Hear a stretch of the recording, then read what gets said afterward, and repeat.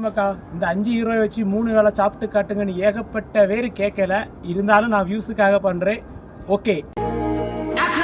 காலைல சாப்பிடக்காண்டி பேன்பேக்கு பேக்கரியில் போய் ஸ்கூல் காசியர்னி ஒரு பப்ஸ் மாதிரி உள்ள ஒரு ஐட்டம் வாங்கினேன். அதோட ரேட்டு பார்த்தீங்கன்னா 95 சென்ட் ஆச்சு. அது உள்ள கெச்சப்பு அப்புறம் கொஞ்சம் மீட்டு இது மாதிரி எல்லாம் வச்சு டேஸ்ட்டு ஓரளவு நல்லா தான் இருந்துச்சு. இவங்கெல்லாம் மேக்ஸிமம் இந்த மாதிரி ஐட்டம் தான் சாப்பிடுவாங்க காலைல.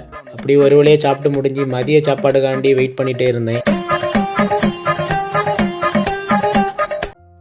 அப்படியே மதியம் டைம் ஆனோன்னா கொன்சூம் சூப்பர் மார்க்கெட்டில் போய் சீஸ் பூரக் வாங்கினேன். இதோட ரேட் என்னென்னு பார்த்தீங்கன்னா 1.65 யூரோ ஆச்சு. இவங்க யூரோப்பியன் பீப்புளோட ஃபேமஸ் ஃபுட்டு தான் இந்த பூரக்கு. இதை சொல்லவே தேவையில்லை, டேஸ்ட்டு சூப்பராக இருக்கும். இந்த ஒன்று சாப்பிட்ட உடனே அப்படியே வயர்லாம் நிறைஞ்சிட்டு மதிய சாப்பாடு பூரக்கு சாப்பிட்டு முடிஞ்சோடனே திரும்பவும் டைமையும் பார்த்துட்டு அங்கேயும் இங்கேயும் சுற்றிட்டே கிடந்தோம். கடைசியாக டைம் ஒரு 5 மணி ஆகிட்டு அப்படியே மோக்கா பீட்சா ஷாப்பில் போய் ஒரு 2.50 யூரோய்க்கு ஒரு பீட்சா வாங்கிட்டு நைட்டு சாப்பிடக்காண்டி அப்படியே வீட்டுக்கு வந்துட்டேன். அப்படியே ஒரு 8 மணி ஆனோன்னே வீட்டில் கொண்டு வந்திருந்த அந்த பீட்சா பார்சலை பிரித்து சாப்பிட ஆரம்பித்தேன். ஆல்ரெடி பூரக்கு மதியம் சாப்பிட்டதே வயிறு ஃபுல்லாக இருந்துச்சு. இதை கொஞ்சம் வேண்டாம் வரப்பா அப்படியே சாப்பிட்டு முடிச்சிட்டேன்.